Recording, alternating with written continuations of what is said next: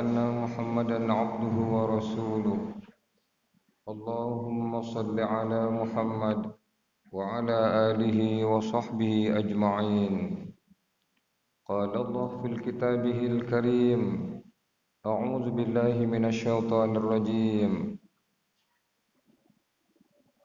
الله الذي خلق السماوات والأرض وما بينهما في 6 أيام ثم استوى على العرش ما لكم من دونه من ولي ولا شفيع أفلا تتذكرون يدبر الأمر من السماء إلى الأرض ثم يعرج إليه في يوم كان مقداره 1000 سنة مما تعدون ذلك عالم الغيب والشهادة العزيز الرحيم. فقال أيضا: سبحان الذي أسرى بعبده ليلا من المسجد الحرام إلى المسجد الأقصى الذي باركنا حوله لنريه من آياتنا إنه هو السميع البصير. وقال أيضا: يا أيها الذين آمنوا اذكروا الله ذكرا كثيرا وسبحوه بكرة وأصيلا. وقال أيضا: يا أيها الذين آمنوا اتقوا الله حق تقاته ولا تموتن إلا وأنتم مسلمون. Para bapak, ibu-ibu, seluruh jamaah masjid, seluruh jemaah pengajian Ahad pagi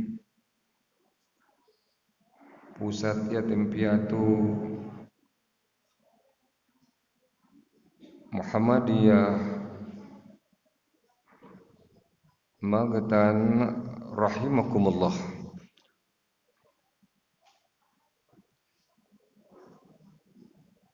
Izinkan juga saya menyapa, mudah-mudahan sudah streaming, sudah nyambung, jemaah-jemaah, sahabat-sahabat, saudara-saudara yang ada di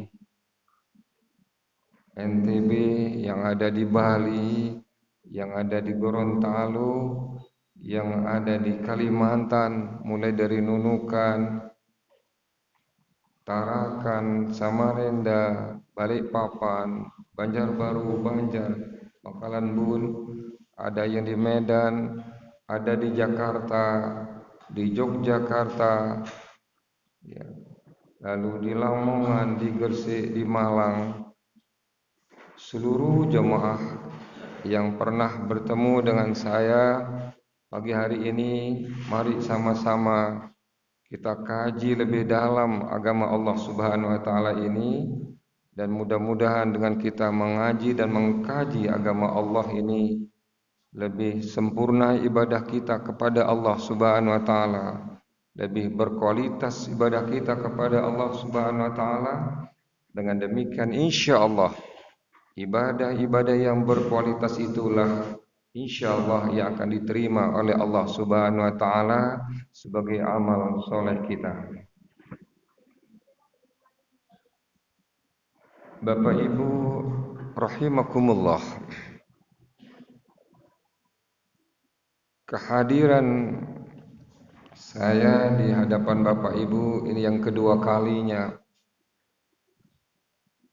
Dulu insyaallah sebelum Covid bulan Februari oleh panitia sudah dijadwalkan tertunda lagi. Dijadwalkan sudah sepakat tertunda lagi. Insyaallah ini yang jadi yang kelima mungkin ini ya. Tertunda karena virus itu. Alhamdulillah pada pagi hari ini nampaknya virus-virus itu sudah bermusyawarah. Sudah bermuktamar gitu. Dia akan meninggalkan Indonesia, dia akan kembali ke Cina sana, ke Wuhan itu. Mudah-mudahan itu. Hadirin rahimakumullah. Ada sebagian manusia yang lupa dan sering lupa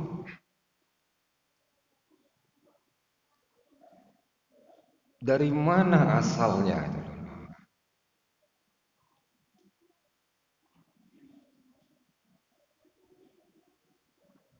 Saat ini sedang ada di muka bumi Allah Subhanahu wa taala, dia juga tidak sadar sedang berbuat apa gitu loh. Dia juga tidak sadar nanti setelah berbuat apa-apa di muka bumi Allah ini, lalu dia mau kemana? Itu pun masih bingung. Kenapa sampai lupa dari mana asalnya? Kenapa sampai dilupakan apa yang sedang diperbuat sekarang ini? Lalu kenapa sampai dilupakan bahwa dia akan mati meninggalkan dunia ini? Thumma innakum ba'da dzalika lamayitun. Thumma innakum yaumal qiyamati tub'atsun. Setelah ini pasti kalian akan mati. Tetapi banyak orang tidak yakin ada hari sesudah kehidupan dunia ini. Silakan dia boleh tidak percaya hari kiamat. Silakan dia tidak boleh percaya tidak ada yang namanya hidup sudah mati. Asal dia tidak bisa mati. Asal dia tetap sehat. Tetapi Allah sudah mengatakan kullu nafsin za'iqatul maut. Semuanya pasti akan mati. Sejahat-jahat pemimpin mati. Sezolim-zolim pemimpin mati. Hadirin rahimakumullah. Lantaran itu bersyukur kita kepada Allah Subhanahu wa taala bahwa kita diingatkan, kita tahu asal kita berasal dari Allah Subhanahu wa taala. Kita sadar yang sedang kita lakukan ini ialah atas petunjuk Allah Subhanahu wa taala. Dan kita sadar bahwa dunia ini ialah bukan kampung halaman kita yang sebenarnya, tetapi ad-dunya mazra'atul akhirah. Dunia itu jembatan untuk akhirat. Yang kita semuanya akan kembali sebenarnya ke kampung halaman kita di akhirat nanti. Itu menjadi keyakinan kita yang hadir dan seluruh jemaah di Nusantara yang sedang mendengarkan pengajian tausiah pada pagi hari ini. Kaum muslimin rahimakumullah. Rasulullah sallallahu alaihi wasallam nabi yang terakhir. Tidak ada nabi setelah nabi kita Muhammad sallallahu alaihi wasallam. Kita diminta oleh Allah Subhanahu wa taala untuk beridola kepada beliau, untuk ikut gerak langkah Rasulullah sallallahu alaihi wasallam. A'udzu billahi minasyaitonir rajim. Laqad kana lakum fi Rasulillahi uswatun hasanatun liman kana yarjullaha wal yawmal akhir wa dzakarallaha katsiran. Sungguh pada diri Muhammad Rasulullah itu ada suri teladan yang terbaik bagi kalian. Bagi siapa? Bagi orang yang mengharapkan rahmat Allah Subhanahu wa taala. Bagi orang yang yakin ada hidup sesudah mati itu. Bagi orang yang banyak zikir kepada Allah Subhanahu wa taala. Kaum muslimin rahimakumullah, khususnya jemaah pengajian di gedung kebanggaan Panti Asuhan Muhammadiyah Magetan ini. Rasulullah sallallahu alaihi wasallam ketika akhir hidup beliau akan dipanggil oleh Allah Subhanahu wa taala di depan para jamaah, di depan para sahabatnya. Tertatih-tatih Rasulullah naik ke atas mimbar.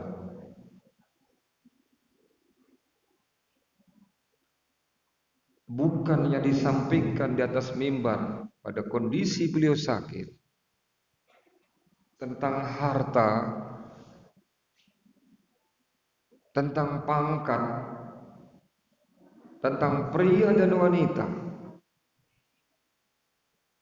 Tetapi keluar dari lisan beliau yang sangat mulia itu, beliau menyatakan Allah, Allah, Allah, as-salah, as-salah, as-salah, fima malakat aymanukum.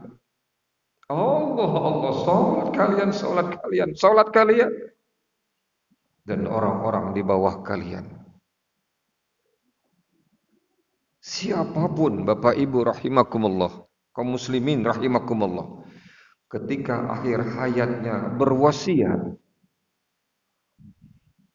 maaf, apakah dia orang kurang baik atau pernah bersalah dan khilaf, lalu berwasiat kepada istrinya, berwasiat kepada anaknya, berwasiat kepada teman-temannya, karena akhir, maka diperhatikan wasiatnya. Apalagi ini Rasulullah sallallahu alaihi wasallam. Beliau presiden, beliau kepala negara, beliau rasul, beliau nabi, beliau juga panglima perang, dan beliau adik angkat sebagai manusia nomor wahid di muka bumi Allah Subhanahu wa taala. Berwasiat. Artinya wasiat beliau ini sangat penting dan penting dalam kehidupan kita. Salat yang diwasiatkan oleh Rasulullah sallallahu alaihi wasallam.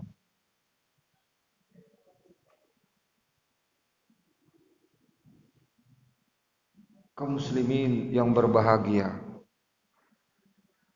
begitu pentingnya salat ini karena beliau mengambil dari surat Al-Ankabut 29:45. A'udzubillahi minasyaitonir rajim. Utlu ma uhiya ilaika minal kitabi wa aqimis shalah. Innas salata tanha 'anil fahsya'i wal munkar. Wa la dzikrullahi akbar. Wallahu ya'lamu ma tasna'un. Bacakanlah wahai Muhammad apa yang ada di kitab dan dirikan salat. Salat itu mampu mencegah perbuatan keji dan mungkar. Wa la dzikrullahi akbar. Dan salat itu perbuatan akbar, katanya. Ada perbuatan besar, ada perbuatan lebih besar, ada perbuatan yang terbesar. Allah menyatakan bahwa salat itu perbuatan akbar. Kaum muslimin rahimakumullah, jamaah yang dirahmati oleh Allah Subhanahu wa taala. Rasul sudah memberikan wasiat terakhir salat.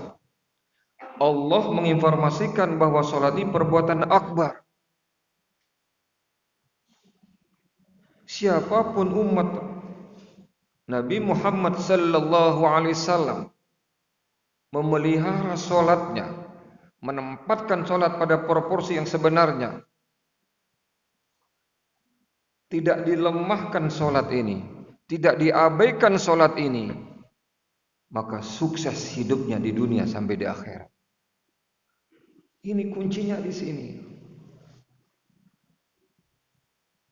Kaum muslimin rahimakumullah,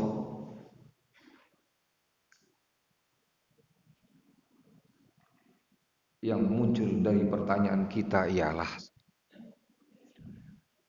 kenapa Allah Subhanahu wa taala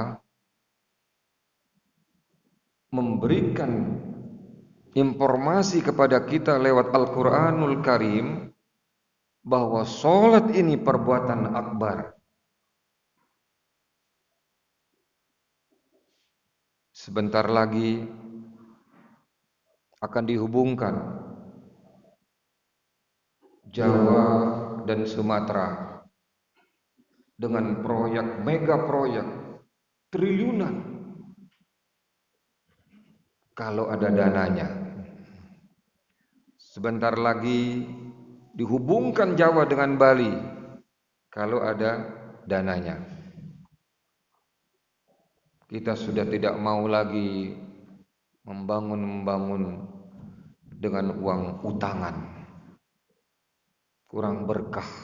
kalau kita bangun rumah ngutang, kurang berkah kalau kita bangun bisnis ngutang, kurang berkah kalau kita punya sepeda motor ngutang. Itu proyek besar. Insinyur pertanian ada di sana, insinyur mesin ada di sana, apalagi insinyur sipil dari fakultas hukum ada di sana, fakultas ekonomi menghitung anggaran. Seluruh disiplin ilmu membangun proyek besar ini. Proyek besar ini. Di asik-asik membangun proyek yang besar ini, tibalah waktu zuhur. Tapi sedikit yang terpanggil untuk melaksanakan sholat zuhur ini. Dia muslim sarjana-sarjana ini. Tibalah waktu asar. Terus proyek ini berjalan. Hanya sedikit yang sujud dan ruku di hadapan Allah Subhanahu wa taala. Hampir 80% lupa terhadap yang namanya sholat. Maka proyek itu di hadapan Allah Subhanahu wa taala menjadi kecil dan nihil, tidak ada harganya. Karena yang memberikan stempel dalam hidup kita ini, seluruh pekerjaan kita kecil, sedang dan besar, itu dilapisir dengan stempel yang namanya sholat ini.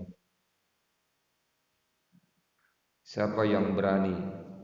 Dia mengeluarkan harta sampai 1 miliar, 2 miliar, 3 miliar, 4 miliar. Pak, apa enggak sholat? Kan cukup sudah itu.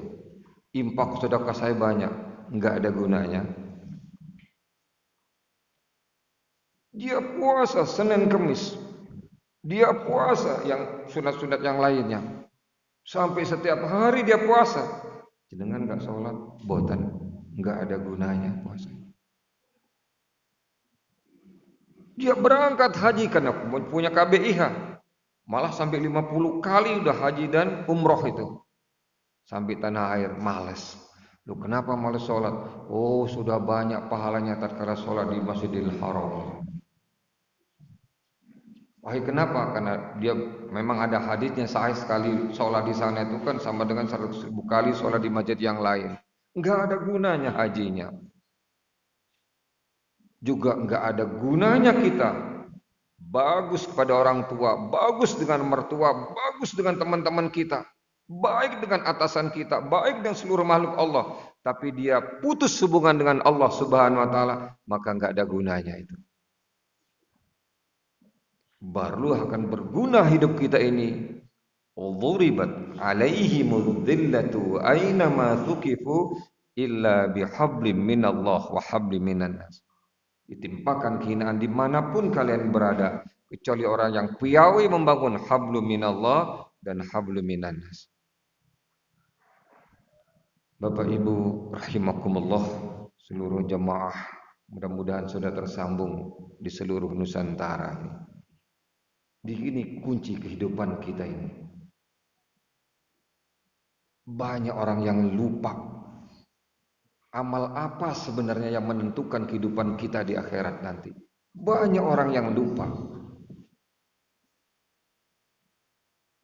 Ada yang berprinsip hidup ini kerja. Wasik kerja, mati terus. Dan ini sudah disampaikan oleh Allah Subhanahu wa taala juga. Hal ataka hadithul ghashiyah wujuhu yawma idzin khashi'atun 'amilatun nasibah tasla naran hamiyatan tusqa min 'ainin 'aniyah. Belum sampaikan kepada kalian tentang hari berbangkit itu. Banyak muka tatkala kita dibangkitkan nanti di padang mahsyar itu semuanya runduh, miliaran tuh runduh aja begini. Runduh ini, enggak berani begini. Padahal dia sudah bekerja keras dari subuh sampai subuh, dari maghrib sampai maghrib bekerja. Amilatun nasibah. Akhirnya jadi masukkan oleh Allah ke neraka. Informasi surah Al-Ghasyiyah seperti itu. Hadirin rahimakumullah, Islam tidak melarang kita bekerja keras, dan konsepsi Islam bekerja keras. Inna ma'al usri yusra, Inna ma'al usri yusra.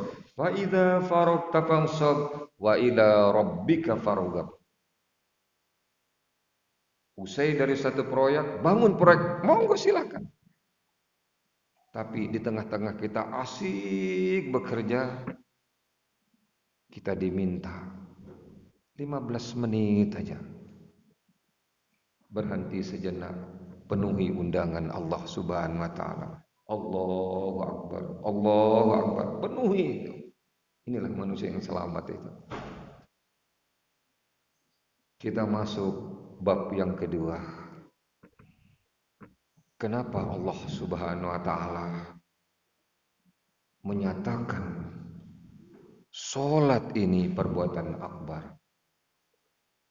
Kenapa Rasulullah sallallahu alaihi wasallam pada akhir hayatnya memberikan wasiat kepada kita salat, salat, salat kata.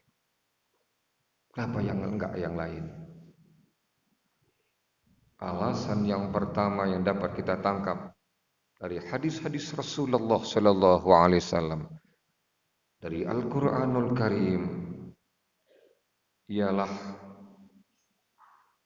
bahwa salat ini, ibadah yang agung ini, ibadah yang mulia ini, ibadah yang bermartabat ini, satu-satunya ibadah yang diterimakan tidak di planet bumi ini, Bu.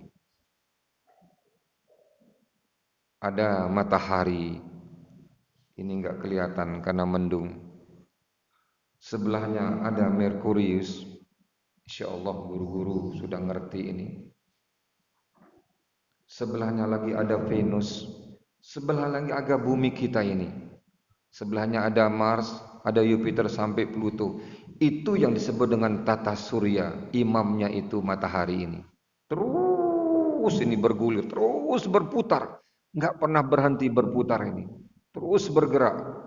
Khalaqas samawati bighairi 'amadin tarawna wa alqa fil ardi rawasiya an tamida bikum wa basta fiha min kulli dabbah wa anzalna minas samaa'i ma'an fa'ambatna fiha min kulli zawjin karim hadza khalqullahi fa'aruni madza khalaqal ladzina min duni balil zalimuna fi dhalalin mubin. Allah yang telah menciptakan langit tanpa tiang. Mana tiangnya matahari? Mana tiangnya bulan? Mana tiangnya bumi ini? Mana tiangnya Jupiter? Enggak ada tiangnya.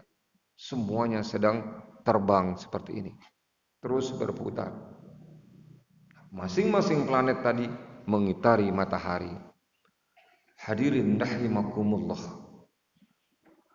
Tidak diturunkan di planet bumi, tapi yang namanya perintah salat ini diterimakan langsung kepada Rasulullah sallallahu alaihi wasallam pada peristiwa Isra Mi'raj. Dan kita sebagai umat Muhammad Rasulullah sallallahu alaihi wasallam tidak boleh tidak yakin, berbahaya bagi tauhid kita kalau enggak yakin peristiwa ini. Enggak percaya saya, enggak percaya saya. Jangankan kita, maaf, almarhum Pak Habibie sendiri nggak percaya, tidak mengurangi dan tidak akan mengurangi bahwa pernah terjadi yang namanya peristiwa Isra Mi'raj terhadap Nabi kita Muhammad sallallahu alaihi wasallam.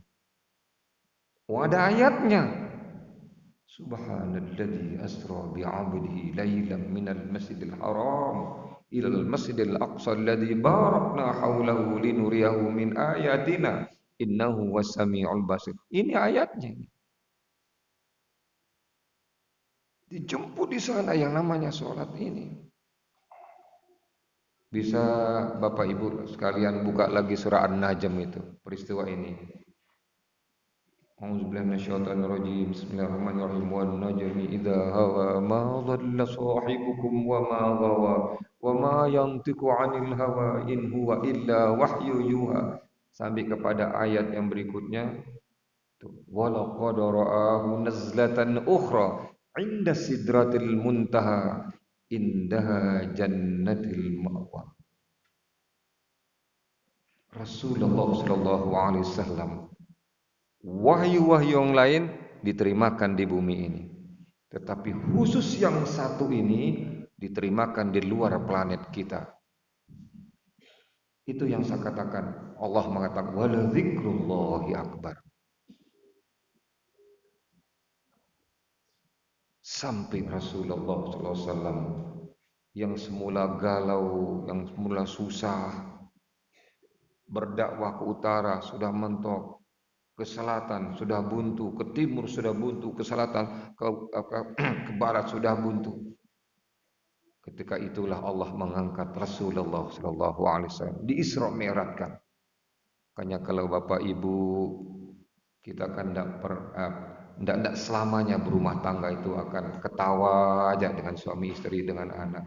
Satu saat ada beda pendapat, sedih iya, susah kadang-kadang iya. Nah, ketika susah itu ibu lihat simpanan di ATM. Saya punya simpanan di ATM, alhamdulillah. Izin suami, saya sumpek di rumah ini. Mau kemana? Saya beli tiket. Dia ingin keliling Indonesia. Kebetulan ada promo gitu. Terbang dari Aceh sampai ke Jakarta, sampai ke Banjarmasin, sampai ke Kendari, sampai ke Iran, putar-putar lagi. Ketika naik start up itu Mi'raj namanya. Ketika Mi'raj di pesawat jangan makan antimu. Rugi kita.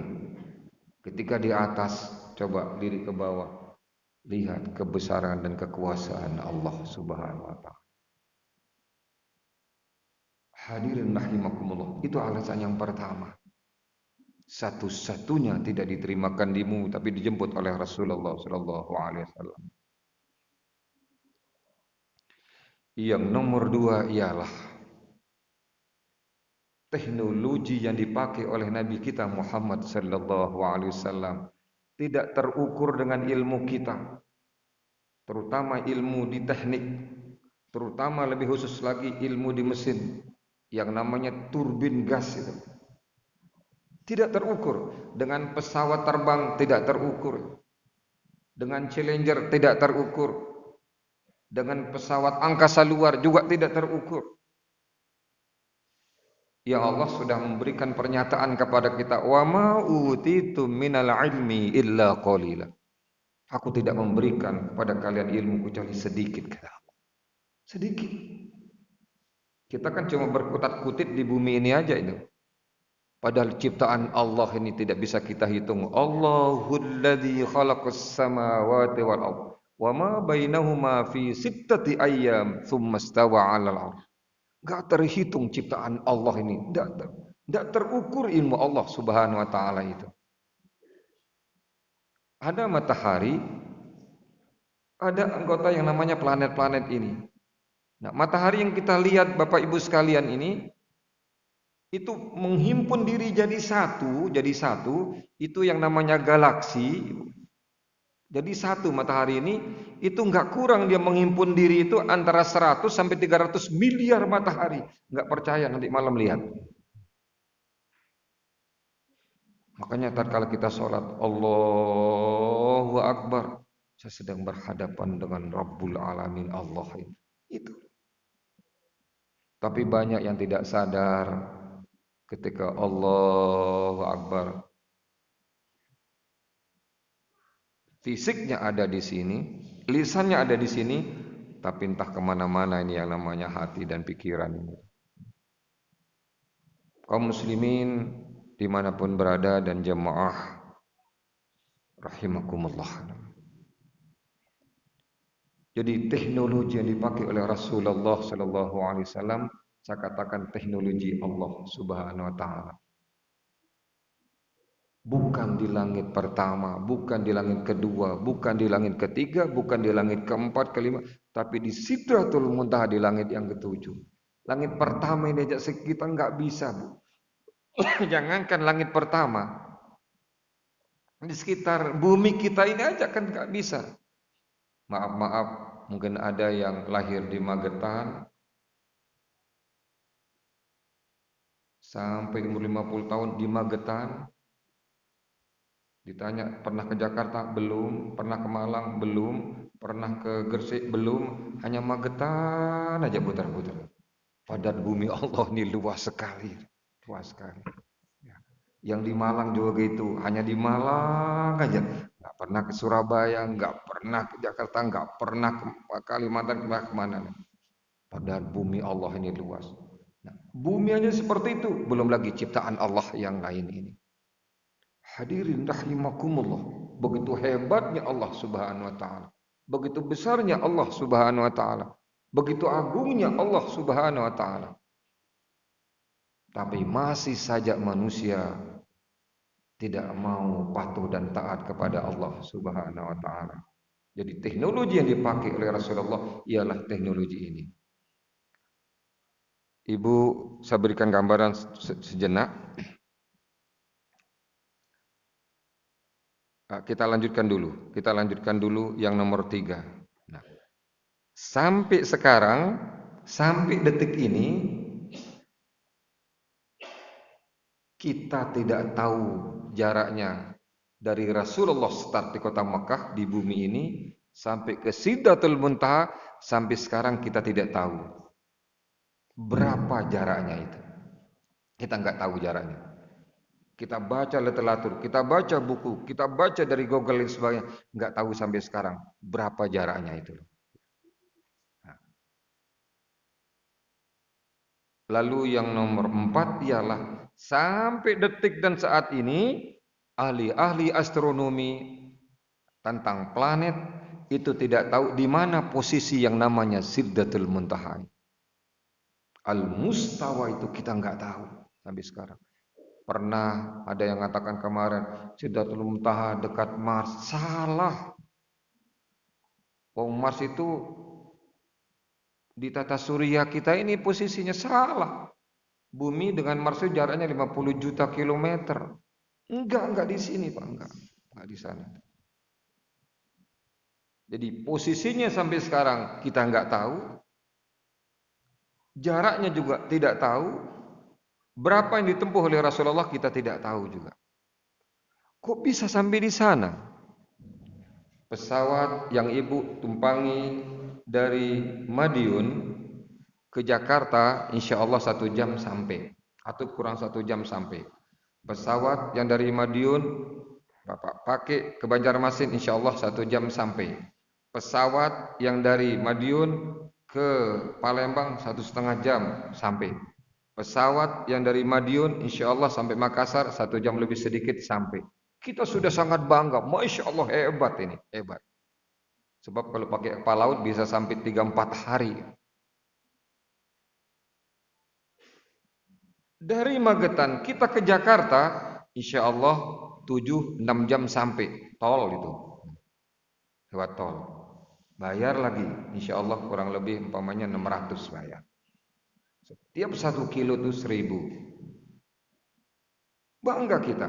Tapi ketika yang namanya pesawat ini kita coba untuk daratkan dari bumi kita ini, Bapak Ibu sekalian, ibu-ibu yang di luar, dari bumi kita ini kita daratkan ke matahari yang jaraknya 149,8 juta kilometer, maka Lion itu baru akan mendarat.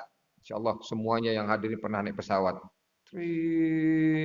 Yang 1 jam dari Magetan ke Banjarmasin 1 jam, dengan pesawat ini baru kita akan mendarat di sana itu selama kita terbang 17 tahun. Wong kita terbang dari sini ke Jeddah aja itu 10 jam sudah bengkak kaki-kaki kita ini. 17 tahun. Nah, sudah kan?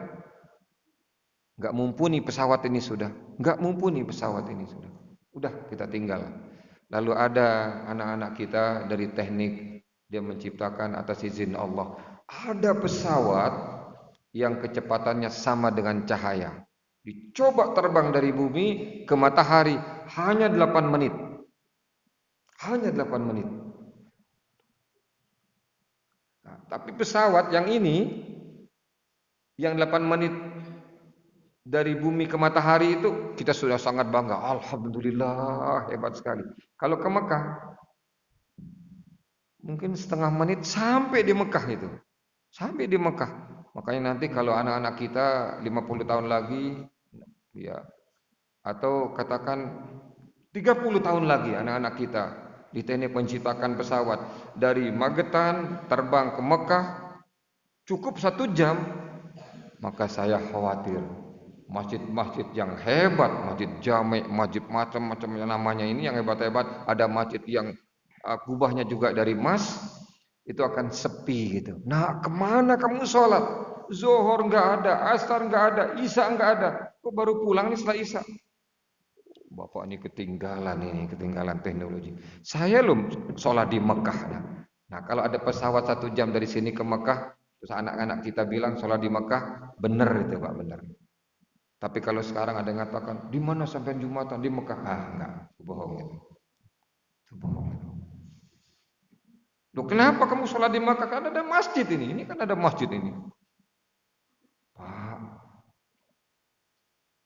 tidak dimansuh hadis itu. Sekali kita sholat di Masjidil Haram kan 100.000 kali di masjid yang lain. Nah, itu alasannya seperti itu. Luar biasa itu. Makanya masjid tetap megah, tetap bagus, tetapi jangan semuanya dilapisi emas, jangan. Lalu dengan apa Rasulullah Shallallahu Alaihi Wasallam? Kita lihat kebesaran Allah Subhanahu Wa Taala ini. Kita lihat kebesaran Allah Subhanahu Wa Taala. Dengan apa? Ada Jibril yang ikut pada peristiwa ini. Hadirin rahimakumullah, ada malaikat yang ikuti. Dalam surah Al-Fatir 117 kali Allah menginformasikan tentang malaikat. Inna anzalnahu fi lailatul qadr wa ma adraka ma lailatul qadr.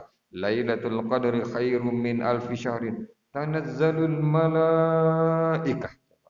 Tuh. 117 kali. Nah, surat Fatir itu ada malaikat yang 2 sayapnya, ada yang 3 sayapnya, ada yang 4 sayapnya. Nah, dalam saat sajadah pembukaan kita tadi ngaji, yudabbirul amra minas sama'i ilal ardi summa ya'ruju ilaihi fi yaumin kana miqdaruhu alfasanatin mimma ta'udun. Allah yang mengatur urusan turun ke bumi ini, lalu urusan itu dibawa ke hadapan Allah lagi yang kadarnya malaikat yang 2, 3, 4 sayapnya itu yang kadarnya kalau dia terbang dari A sampai B sehari, kalau kita memakai teknologi kita ini 1 tahun itu Pak. Dia 1 hari kita pakai teknologi kita 1 tahun butuh waktu. Itu malaikat yang 2, 3, 4 sayapnya. Kalau Jibril kita tidak temukan dalam Al-Quranul Karim berapa jumlah sayapnya. Tapi hadis yang menginformasikan sayap malaikat Jibril itu 600. Ta'rujul malaikatu warruh ilaihi fi yaumin kana miqdaruhu khamsina alfasanah. Jibril ini kalau terbang dari A sampai B menunaikan tugasnya atas perintah Allah Subhanahu wa taala itu 1 hari dia terbang ditempuh dengan teknologi kita 50.000 tahun. Tolong di seluruh Indonesia saya dibantu untuk menghitung kecepatan malaikat Jibril ini. 1 hari setara dengan 50.000 tahun dengan teknologi kita. Coba kita konversi dari detik ke menit, dari menit ke jam, jam ke minggu, lalu minggu ke bulan, bulan ke tahun. Setelah kita teliti betul berapa kecepatannya Jibril ini. Kalau Rasulullah Sallallahu Alaihi Wasallam dengan kecepatan cahaya yang 300.000 km per detik nggak akan sampai ke Sidratul Muntaha. Ke matahari yang tetangganya pun juga nggak akan sampai, Bu. Ke Pluto aja nggak akan sampai, karena dari matahari ke Pluto itu 6 miliar kilometer, nggak akan sampai. Makanya Jibril diberikan kekuatan yang sangat hebat oleh Allah Subhanahu wa taala. Dengan 600 sayap itu kecepatannya, mudah-mudahan ini benar. Kalau salah silakan dihitung. Bantu saya untuk menghitung ini. 5.475 kilometer 5 triliun 475 miliar kilometer per detik. Sudah percaya aja dah.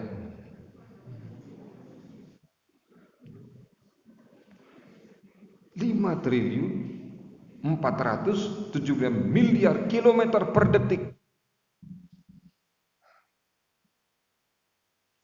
Saya percaya karena Allah memberikan kehebatan kepada yang namanya malaikat. Nabi mengatakan satu sayapnya nutupi bumi ini. Malaikat Jibril itu. Makanya bersyukur kita semua yang hadir ini bersahabat dengan malaikat. Jangan bersahabat dengan jin dan teman-temannya. Dia makin kecepatannya atas izin Allah, maka sampailah ke Sidratul Muntaha. Makanya dalam surah An-Najm itu menyebutkan walaqad ra'ahu nazlatan ukhra. Sesungguhnya Rasulullah melihat Jibril di kali yang lain dalam bentuk yang sebenarnya. Yang pertama dilihat tatkala Iqra bismi rabbikal ladzi khalaq khalaqal in. Di sini dia melihat yang pertama. Lalu ini yang kali yang lain melihat hebatnya yang nama Jibril itu. Laqad raha nazlatan ukhra 'inda sidratil muntaha indaha jannatul ma'wa. Idh yaghshi sidrata ma yaghsha. Pas Rasulullah menghadap menerima salat itu, di sini Rasulullah sallallahu alaihi wasallam melihat kehebatan Allah, kebesaran Allah, keagungan Allah.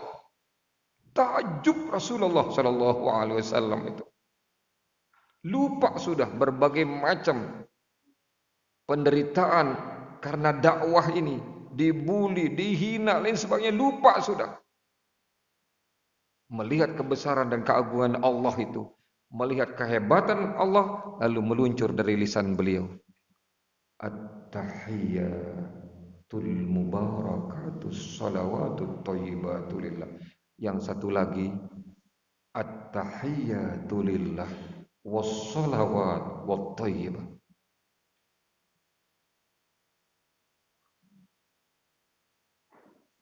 Segala kebesaran, segala keagungan untukmu ya Allah itu.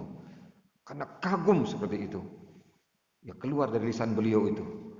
Jadi rakaat kedua, rakaat ketiga maghrib, rakaat keempat itu bacaan dari luar planet kita ini Bu, di bawah diberikan oleh Allah kepada Nabi kita di dalam sholat. At-tahiyatul, segala kehormatan, segala untukmu ya Allah katanya. Untukmu ya Allah. Nah, mendengar hambanya ini memuja, memuji, membesarkan Allah, Allah menjawab lagi. Terjadi yang namanya gayung bersambut.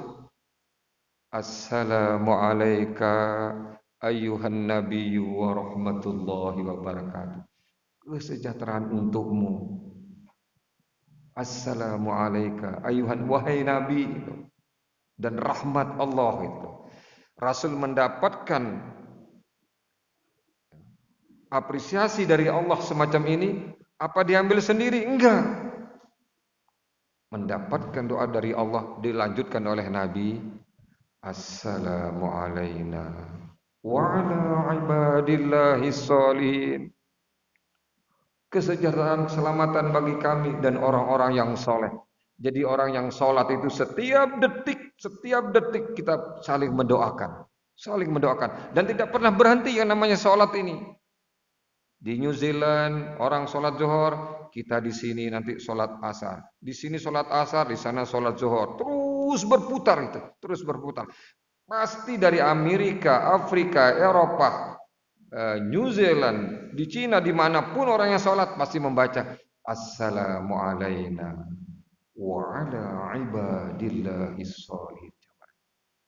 Rugilah orang yang ngaku muslim tapi belum mampu untuk mendirikan sholat ini. Kaum muslimin rahimakumullah. Lalu yang nomor 6, kenapa Allah Subhanahu wa taala wala dzikrullahi akbar. Maaf hadirin, kita mulai tadi jam 7:04 ya. Iya.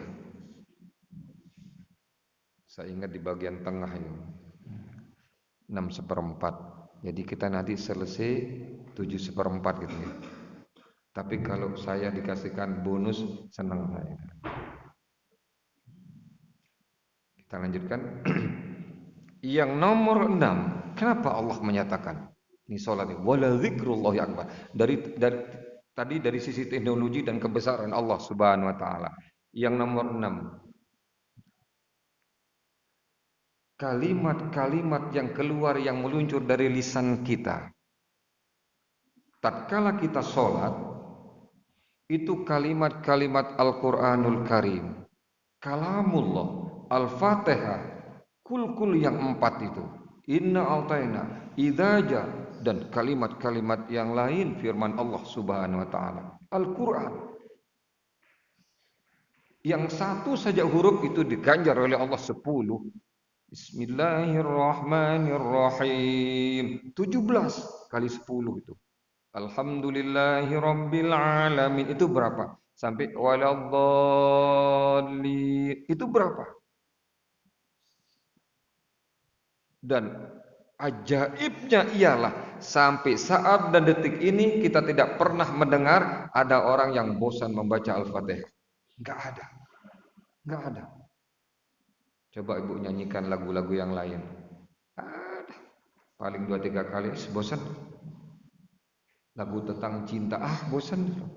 Lagu tentang ini bosan. Tapi Al-Fatihah jutaan orang membaca pagi, siang, sore, malam. Enggak pernah ada perasaan bosan. Luar biasa nih kan ajaib ini. Jadi yang kita baca di dalam sholat ialah kalamullah. Nah awas, ketika membaca kalamullah di dalam sholat ada kaedahnya, yaitu dalam surah Al-Muzammil. Auzid alaihi warattilil Qur'ana tartila. Baca Quran itu dengan tartil. Sampai ada gayung bersambut kita membaca Al-Fatihah. Kita kurang sependapat kalau Al-Fatihah dibaca satu nafas. Mudah-mudahan yang sering membaca satu nafas itu berhentilah membaca satu nafas. Umpamanya Bismillahirrahmanirrahim. Alhamdulillahirabbil alamin. Jangan. Doa Al-Fatihah ini doa. Hadisnya sahih. Hadis qudsi yang menginformasikan kepada kita. Alhamdulillahirabbil alamin. Mandek sejenak, mabit sejenak, entah 1/10 detik, Allah menjawab nanti. Hamadani abdi. Hambaku memujiku katanya. Ar-Rahmanir-Rahim. Asna alayya abdi. Hambaku menyanjungku kata Allah. Malik yaumiddin. 1/10 detik kita mandek, Allah menjawab. Majjadani abdi. Hambaku memuliakanku. Coba kita gayung bersambut kayak gitu. Hadir Allah tatkala kita sholat itu. Tapi enggak, kita ya sedihlah kita lihat itu. Kalau sudah apalagi namanya tarawih itu, ya Allah. Mbah, jenengan sampun tarawih Mbah? Sampun gitu. Napa bukti ini jenengan tarawih? Niki keringatan, bukan itu. Bukan itu. Ya. Jadi yang nomor 6 yang kita baca kalamullah. Firman-firman Allah Subhanahu dan punya ketenagaan. Kalau kita baca dengan tartil, kalau kita baca dengan khudu, kalau kita baca dengan ilmu tajwid, maka dia memiliki energi hilahiyah. Dia memiliki energi positif. Bapak yang rajin sholat tahajud, rajin sholat malam, itu akan tersusun kembali, recovery kembali sel-sel pada tubuh kita ini. Makanya orang salat malam itu akan sehat, diberi kesehatan oleh Allah Subhanahu wa taala. Rakaat pertama, rakaat kedua, begitu rakaat ke-6 bisa keluar keringat kita. Karena setiap Rasulullah sallallahu alaihi wasallam kalau mendapatkan wahyu di atas onta dapat wahyu sampai runduk onta ini. Saking hebatnya yang namanya wahyu Allah Subhanahu wa taala. Ada ketenagaan dalam Al-Quranul Karim dan sudah dibuktikan oleh sarjana Jepang. Air yang dibacakan kalamullah itu akan berubah molekul-molekulnya itu. Makanya ada orang yang diberikan kelebihan oleh Allah, dibaca itu lalu disuruh minum, ya atas izin Allah bisa sembuh. Atas izin Allah seperti itu. Yang berikutnya yang nomor 7 ialah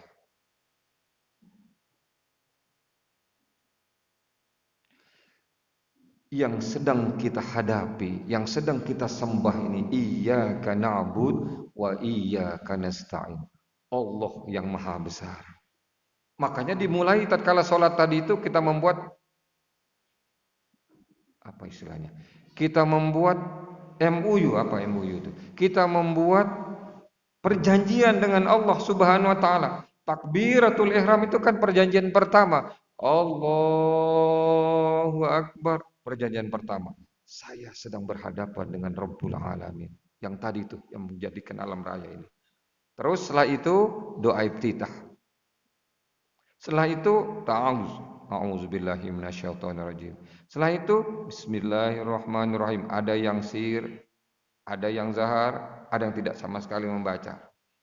Semuanya ada dalilnya. Alhamdulillahi rabbil alamin. Perjanjian yang nomor 2. Segala puji bagi Allah yang menciptakan jagat raya ini. Seru sekalian alam. Itu 2 sudah itu.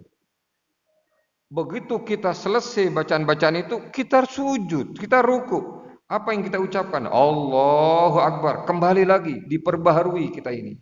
Sedang berhadapan dengan Allah. Hanya satu posisinya tasmi. Sami Allahu liman hamidah. Rabbana lakal hamdu. Nah disinilah letaknya ketika kita berjamaah. Yang makmum jangan-jangan lagi menyebutkan Sami Allah, tapi begitu imam mengatakan Sami Allahu liman hamidah, selesai dah baru kita bergerak. Ini enggak, baru sami sudah mendahului imam itu. Sami Allahu liman hamidah, dah selesai. Rabbana lakal hamdu. Gara-gara serempak semacam ini ada satu mualaf yang masuk Islam. Kenapa masuk Islam? Saya kagum. Dia melihat gerakan-gerakan salat di Masjid Al-Falah Surabaya. Dia masuk Islam. Hadirin rahimakumullah. Itu. Jadi yang nomor 7 ialah kita sedang berhadapan dengan Sang Pencipta jagat raya yang memberikan kita hidup. Allah Subhanahu wa taala. Makanya kalimat-kalimat yang muncul itu Allahu Akbar, Allahu Akbar. Yang terakhir kurang 10 menit ya. Setuju ya kurang 10 menit Pak ya? Iya, kurang 10 menit. Yang terakhir, yang nomor tadi 7, sekarang nomor 8. Yang nomor 8, satu-satunya ibadah, alasan tadi Allah menyebutkan ini wala dzikrullahi akbar, alasannya ialah satu-satunya ibadah yang paling paripurna, salat ini. Kenapa? Ada 5 aspek. Ini hati-hati. Ini kuliah cepat ini kita ini. Biasanya saya 6 bulan ini sampai di sini. Yang pertama ada aspek fisik. Takbir, ruku, sujud, berdiri, takbir, fisik. Ada aspek fisik. Makanya muncul sabda Rasulullah sallallahu alaihi wasallam, "Shallu kama ra'aitumuni usolli." Kadang-kadang saking cepatnya enggak atik sujud, enggak atik ruku, langsung Allah, langsung sujud gitu loh, ada yang gitu. Langsung sujud.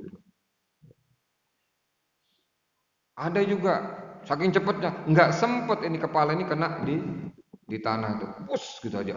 Kenapa Pak? Sudah terlatih Pak. Aspek fisik. Aspek fisik. Nanti kita akan lihat aspek fisik ini dulu. Nanti kita uri dulu nanti ya. Yang nomor 2, kita pointer-pointer dulu. Yang nomor 2 di sholat itu ada aspek lisan.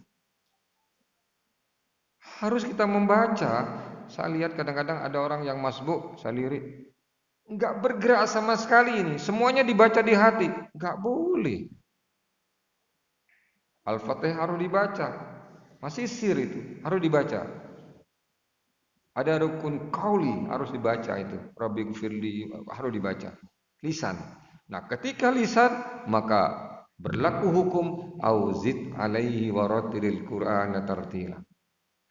Yang nomor 3 di dalam sholat itu ada aspek kolbu dan pikir kita ini. Yang nomor 4 ada aspek hadirkan Allah Subhanahu wa taala tatkala sholat ini. Hadirkan Allah. Bagaimana cara menghadirkan Allah? Tadi Allahu Akbar. Kalau orang-orang pertapa itu kan datang ke gua atau kemana sudah duduk, mudah untuk khusyuk. Ini beratnya sholat untuk khusyuk itu pada posisi berdiri sudah khusyuk, berubah jadi ruku. Ini kan terjadi perubahan nanti untuk khusyuk itu. Dari ruku berdiri lagi, dari sujud bergerak lagi.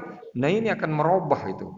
Masuklah namanya bisikan-bisikan setan untuk kita enggak khusyuk itu. Maka yang nomor 4 hadirkan Allah Subhanahu. Begitu Allahu Akbar. Engkau maha besar, saya kecil.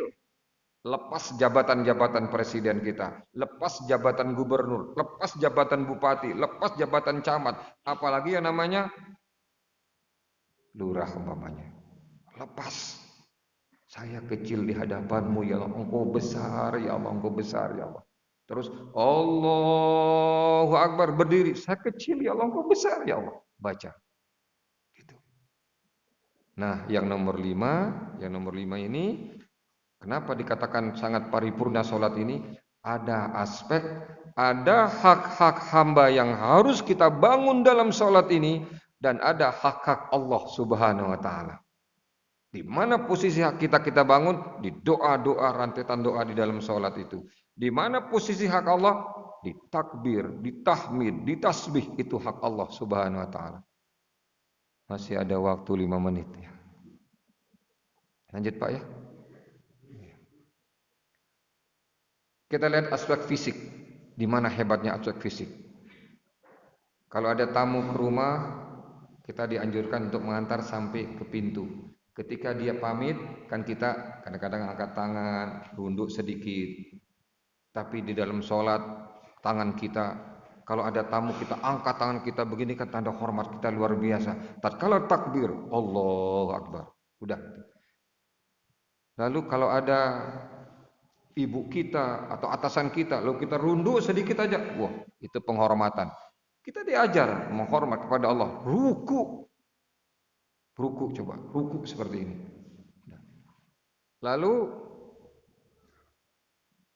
yang paling tinggi yang tidak ada di mana-mana manusia beribadah kepada Allah yaitu pada posisi sujud.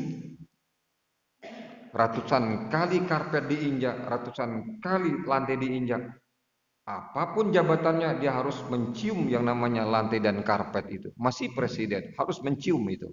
Masih raja harus mencium. Disinilah letaknya yang namanya aspek fisik itu. Muka yang kadang-kadang menyombongkan diri. Muka kadang-kadang kita zalim. Begitu sujud, insya Allah dia menjadi muka yang tawadu, yang tahu harga diri di hadapan Allah Subhanahu wa taala. Makanya semakin lama orang ini sujud, maka akan diangkat derajatnya oleh Allah Subhanahu wa taala. Ini yang paling tinggi tatkala sujud. Nanti kapan-kapan akan cerita gara-gara seorang hebat sujud itu, yang ini akan pindah agama enggak jadi dia pindah. Itu aspek fisik. Hati-hati kata orang kata, tatkala kalian ruku itu tumakninah katanya, tumakninah. Jangan plak, enggak dapat apa-apa, malah dapat fawailul lil musallin alladzina hum salatihim sahun. Ya'ti 'alan nasi zamanun yusallu wa la yusalluna. Akan datang pada satu zaman masa nanti ada yang mengaku diri sudah sholat, pada dasar dia belum sholat itu seperti itu. Ini aspek ini. Berapa lamanya tatkala ruku ini? Selesaikan tasbih di dalam ruku itu. Ibu yang sudah hafal umpamanya hanya tahunya subhanarabbil azim, subhanarabbil azim, monggo silakan 3 kali. Tapi ada yang lebih lengkap, silakan subhanakallahumma rabbana wa bihamdika Allahumma ghfirli. Aspek lisan silahkan dibaca Karena sholat ini artinya doa. Silakan ambil doa-doa dalam Al-Quranul Karim. Setelah waladhdallin, ambil. Ada Rabbana atina fid dunya, ada Rabbana hablana min azwajina, ada Rabbana la tujig qulubana. Banyak. Ada Rabbana la tu'akhirna in nasina au akhtana. Akhir surat Al-Baqarah. Silakan baca. Aspek lisan itu yang nomor 2. Lalu yang nomor 3, nah ini yang berat ini, bagaimana caranya menghadirkan hati dan kalbu kita tatkala sholat itu.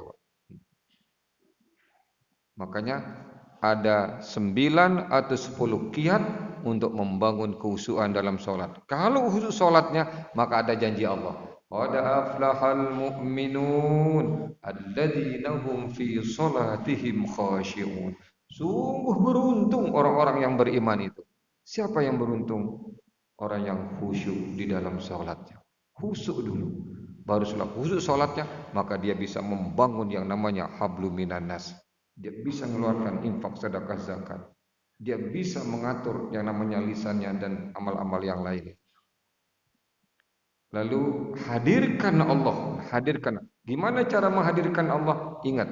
Ada takbiratul ihram, ada takbir intikal. Saya menghitung, silakan Bapak Ibu menghitung, bantu saya. 5 kali kita sholat itu tidak kurang kita menyebut Allahu Akbar, Allahu Akbar, Allahu Akbar 96 kali. Itu yang wajib. Yang sunat-sunatnya entah berapa kali itu. Allahu Akbar, Allahu Akbar. Nah ketika Allahu Akbar, awas. Saya sedang berhadapan dengan Allah yang maha besar. Kecil saya ini, kecil. Itu cara menghadirkan. Lalu yang nomor 5, barulah masuk yang goalnya ini nomor 5. Allahu Akbar. Takbiratul ihram. Bisa hak kita 100% kita bangun di iftitah, kurang 2 menit. Bisa kita bangun hak Allah 100%. Allahu Akbar. Ada yang baca wajjahtu wajhiya lilladzi fataras sama. Ada yang membaca Allahu Akbar kabira walhamdulillahi katsira wa subhanallahi bukrata wa asila. Lalu ada yang membaca Allahu Akbar, Allahumma ba'id baini wa baina khataayaya kama ba'ata bainal masyriqi wal maghrib sampai selesai. Nah, kalau kita ingin membangun hak kita 100%, bacalah Allahumma ba'id baini wa baina. Ini doa luar biasa. Yang pertama, yang kedua, ketiga, ini doa. Itu hak kita itu, hak kita. Tapi tidak hafal ini, masih dia membaca yang ini, Allahu Akbar kabira, walhamdulillahi katsira, wa subhanallahi bukrata wa asila. Titik. Silakan buka doban salat Profesor Dr. Hasbi As-Siddiqi. Titik. Itu 3 ada di sana. Takbir, tahmid, tasbih. Semuanya 100% hak Allah Subhanahu wa taala. Mana yang diambil? Boleh. Dua-duanya hafal, dua-duanya saya baca. Jangan. Mentang-mentang hafal. Saya juga hafal wajah tuh. Ini dibaca, ini dibaca, ini dibaca. Enggak, salah satu aja dibaca. Nanti salat lain ini baca lagi, salat lain ini baca lagi gitu. Indah gitu kalau banyak hafalan itu. Allahu Akbar. Ruku. Baca subhana rabbiyal azim. Tapi ada yang menambahkan wa bihamdi. Ini masih ikhtilaf itu. Wa bihamdinya. Tapi katakan subhana rabbiyal azim. Maha suci engkau yang maha agung ya Allah. Kita bangun haknya Allah aja tuh. Maha suci engkau yang maha agung. Tapi kalau mau ada hak Allah kita bangun, ada hak kita bangun. Allahu Akbar. Subhanakallah. Rabbana wa bihamdika. Allahumma gfirli. Maha suci engkau ya Allah. Wa bihamdika, dengan memujimu ya Allah. Udah? Allahumma gfirli, ampuni dosa kami ya Allah. Terbangun hak kita 1, 2 hak Allah kita bangun. Tasbih, tahmid, lalu istighfar. Kurang apa lagi Allah mengucapkan seperti itu. Belum lagi kita bahas satu persatu at-tahiyatul mubarakatus sholawat. Jangan selesai sampai innaka hamidum majid assalamualaikum, jangan. Lanjutkan, ada doa-doa di sini. Jangan dilepas. Hadirin jemaah kaum muslimin, barangkali sudah live seluruh Indonesia. Sampai di sini barangkali pertemuan kita. Insyaallah nanti ini belum tuntas masalah sholat ini, nanti akan kita lanjutkan lagi, yaitu menjemput hikmah pada ibadah yang agung dan mulia ini, yaitu goalnya, targetnya, dan hikmah harus kita ambil. Kalau tahu hikmahnya sholat ini, Masya Allah, tekun kita di masjid, tekun kita zikir nanti itu, karena kita tahu itu seperti itu. Barangkali ini ya Bapak yang bisa saya sampaikan. Mohon maaf lebih 5 menit saya dikasih bonusnya karena jauh kan dari planet rumah saya di sana di Malang. Ya, mudah-mudahan ada manfaatnya. Ya, kita ini tutup dengan doa atau cukup kafaratul majelis? Doa. Mari kita bermunajah kepada Allah Subhanahu wa taala. Mudah-mudahan kita diberikan istiqomah dalam menjalankan titah perintah Allah Subhanahu wa taala. Alhamdulillahirabbil alamin. Wassalatu wassalamu ala asyrafil anbiya'i wal mursalin wa ala alihi wa sahbihi ajma'in.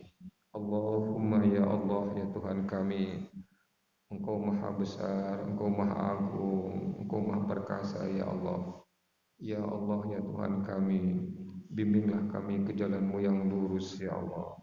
Ya Allah ya Tuhan kami, lindungi kami ya Allah dari berbagai macam musibah. Lindungi kami ya Allah dari berbagai macam dosa ya Allah. Allahumma ya Allah ya Tuhan kami, berikan istiqomah kepada kami ya Allah.